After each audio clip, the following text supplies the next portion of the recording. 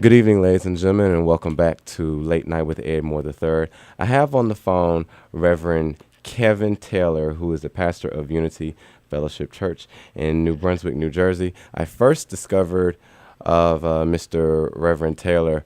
It was on a YouTube video.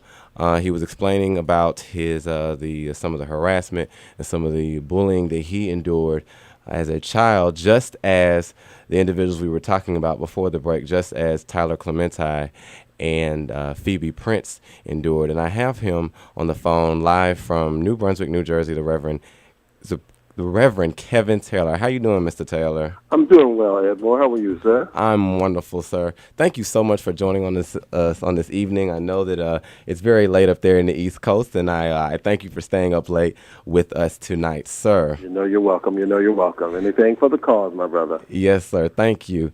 Now, just real quick, can you explain to the listening audience how your childhood relates to that of Phoebe and Tyler, the individuals we spoke about before Right. the commercial break? I am never ashamed to tell people that I was a fat, black, asthmatic nerd in the projects.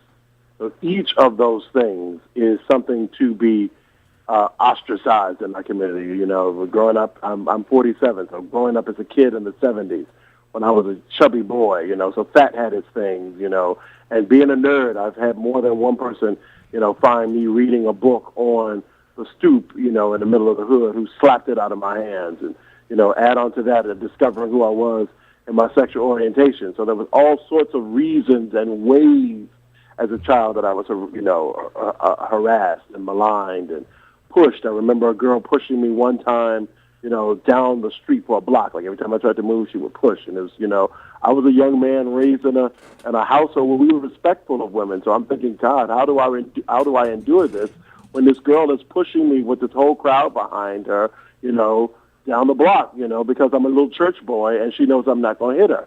And I didn't until, you know, we got to the corner and I realized she was for the fun of the group going to try to push me one more time, which would have pushed me into traffic. So I had to come outside of what I knew was the law of my mama's household to spare my life, you know what I mean? Because I wasn't going to let her push me in the street. And I just know that, you know, Tyler and Phoebe and, you know, and Raymond Chase and you know, and Carl Hoover Walker and, you know, and Jose Herrera from down in Georgia, that these kids lived lives where people came after them time and time and time again, you know, and at that time we didn't have the internet and cell phones where people could text you all night and put you on blast on tweets, you know.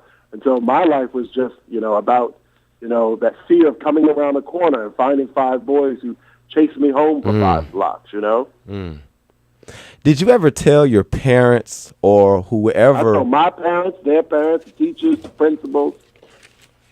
And what did your parents have to say about the abuse that you received? You know, at that time, you know, my mama, God bless her, you know, Mississippi mama who was a black woman, so she knocked on doors and we had those conversations and the mothers came to an agreement. But what do you do when the mothers who were always living respectfully at the time were always on one accord anyway, you know? So it became about how I handled myself in the street because that son would go home to his mother and say, I didn't do anything, or, you know, was I being harassed by this person for being smart? And how do you really put that in words? You know what I mean? Who does he think he is? Does he think he's better than us? You know, I got more than one time, you know, that boy sounds like he's white when I answered the phone because I used to answer the phone, the Taylor residence.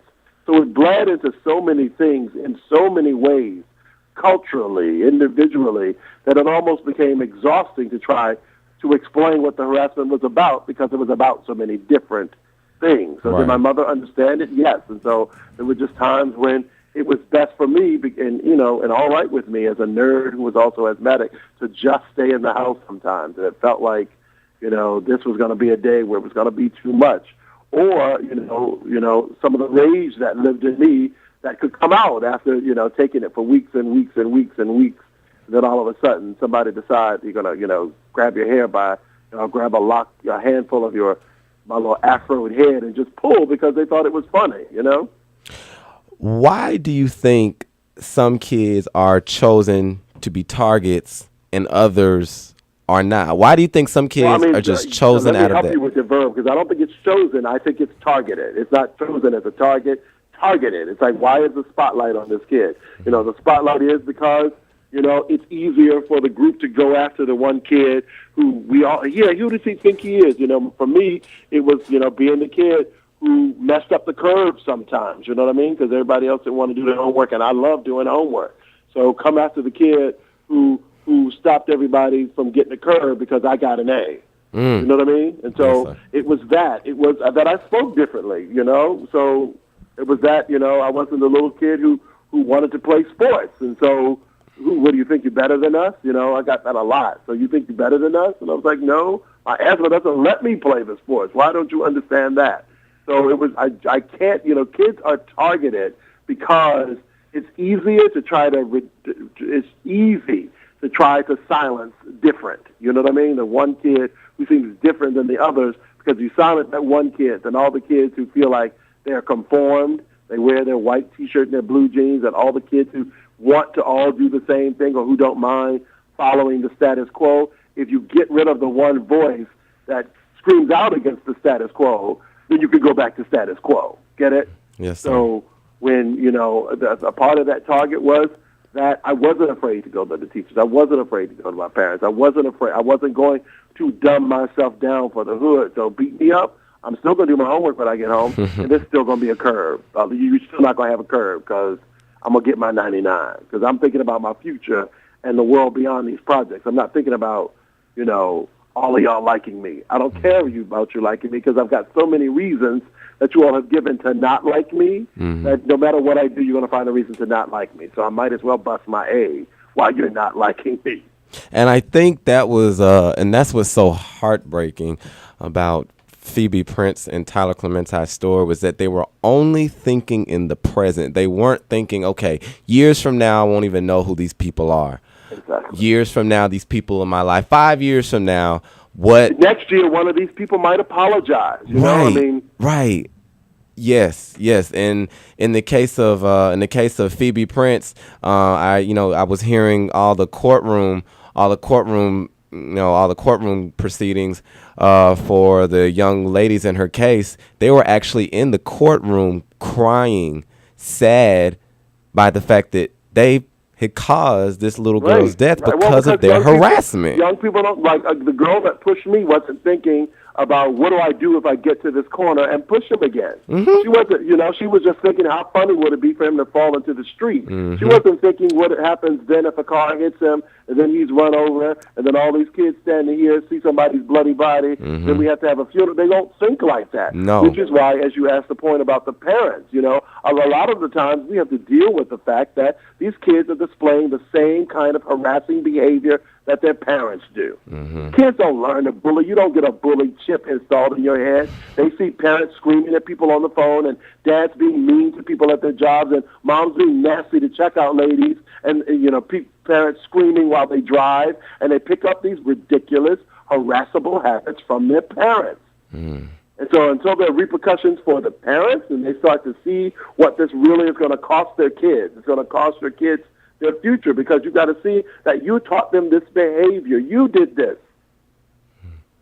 Do you think that that children receive or pick up these behaviors through their friends or through other people at school? Their friends, but again, their friends are their parents. These developing brains. All of the high school is a gathering of the community. You know what I mean? And so. So the mayor's sons are there, the preacher's kids are there, the garbage men's kids are there, and all of these kids are the children of parents. And those voices that you hear, when these kids are doing these things, are their parents. Their parents have somebody on the block they don't like. Their parents have some woman whose hair isn't good enough. Their parents laugh at somebody whose weight is too much. Their parents do that, and they pick those vile habits up from their parents. I'm not trying to indemnify or excuse the kids, but kids haven't lived enough life to learn to be nasty about, at people. You can't tell them they think fat is bad. They expect Santa Claus to be fat and they like him. So they get the bad from their parents. True. Many preachers are put on this pedestal of what we human beings like to call perfection.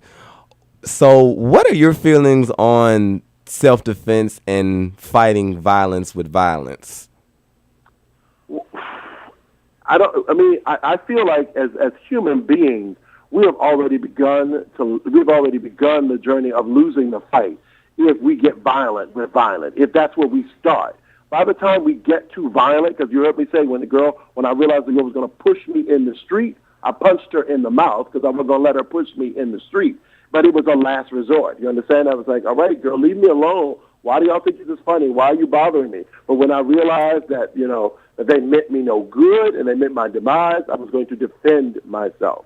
At the end of the day, though, we've got to be able to teach our children all of the steps that I had. And that was to tell the principal the next day. It was to tell my teacher that, they plan on bothering me after school and nobody paying attention to it. So that so that the kid is empowered in the ways that my mama empowered me, which was to, open my mouth in every way so that when I got to physical, that I could say it was a last resort. It wasn't, I didn't go from 0 to 60. I didn't go from quiet to rage. You know what I'm saying? And so for me, in the lifetime that I've lived and in the skin that I'm in, I know that by the time you get to violent, by the time you get to outburst, that for some people it's a first resort and for some it's a last. I don't think, violence shows up in the middle. You either raise violent, like somebody punch you, punch them back, or don't do it unless it's the only, unless it's in defense of yourself. I don't think people try 3 or 4 times and then go fight. It's like first resort, last resort. And as a human being, that's where I am first. I'm, before I was elder or reverend, I was just Kevin, Louise's son. And I was taught those real lessons about, how to defend myself. And, that for me also showed up in my words. And I've silenced many a fight without ever picking up my fist or being able to use my mouth. I promise you, I've threatened people in ways that made them know not to come across the street.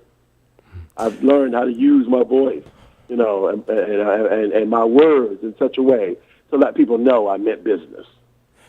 Reverend Taylor, another question that I wanted to bring across your table. Have you ever, can you recall from your childhood ever being the bad guy of somebody's day? Or have you ever bullied, harassed, or taunted another individual in the manner that you were being harassed, bullied, or taunted? As I just said, there have definitely been times in my life where my mouth has said some ridiculously mean things, but they were my defense mechanism. I was never the kid who got to the point that I was walking down the hall shooting darts at people. But there have been people who threw things at me and thinking, oh, little fat boy ain't gonna have no response, or little sister boy ain't gonna have no response, and they were taken aback by my response. But I was bullied too much coming up. If anything, I used my voice and my bigness as it started to get tall and broad and athletic to cover people who were smaller than me. Like, yeah, back up off of him, back up, da-da-da-da. But, I know what bullying costs the soul. I was never a bully. I was never a harasser, never a taunter. I might have been, a flag bearer for somebody to be able to say, if you're going to keep messing with them, you've got to come through me. But it was never, when I talked about in my It Gets Better video was very much about that. It was about realizing that, that my words had some power, that my presence had some power, and trying to use that to cover somebody else, to protect somebody else. It was never a thing to be used like, oh, now I'm tall, I can go get the people who came after me. I wasn't going to, help the boy who was 8 and harassed, now because I'm 13, and built differently. You know what I mean? It was not going to take back time. So I could use the me I was at the time to help somebody who was going through what I went through at 8. That's what I did, as opposed to thinking it was going to somehow rewind some clock. I knew better than that.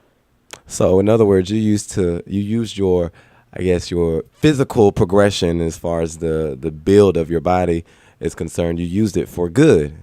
Well, I used it for protection. I used it to cover my little brothers. I used it to cover, girls in the neighborhood. But that's, I understood.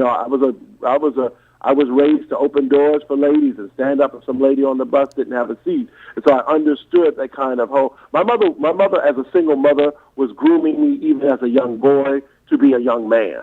And so I understood the impact of who I was. And so for good, I mean, I think that, good shows up in so many ways that I don't want to be lauded for, even at a young age, he thought about good. It's just that I think there's a common, humanity